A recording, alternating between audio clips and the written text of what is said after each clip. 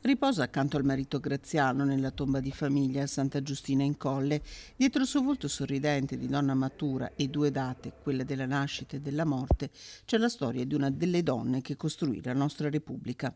Era nata nel luglio del 1913 a Catania, Maria Nicotra Fiorini, che il 2 giugno 1946 fu una delle 21 donne elette nell'Assemblea Costituente che il 22 dicembre 1947 approvò la carta che regola la vita degli italiani.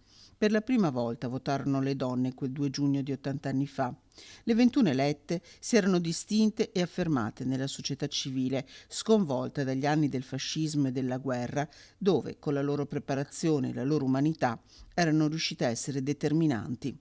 Maria Nicotra Fiorini, che nel 1949 divenne moglie di Graziano Verzotto, capo partigiano originario di Santa Giustina in Colle, era stata presidente diocesana della Gioventù Femminile di Azione Cattolica di Catania, infermiera volontaria della Croce Rossa durante la Seconda Guerra Mondiale.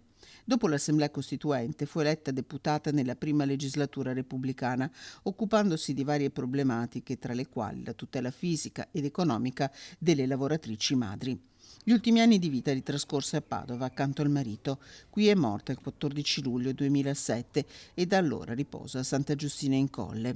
Con lei nel 1946, deputata della Costituente, anche Angelina Lina Merlin, che nacque a Pozzonovo. Partigiana, insegnante e politica socialista, eletta all'Assemblea Costituente, fece parte dell'Assemblea dei 75 che scrissero la Costituzione.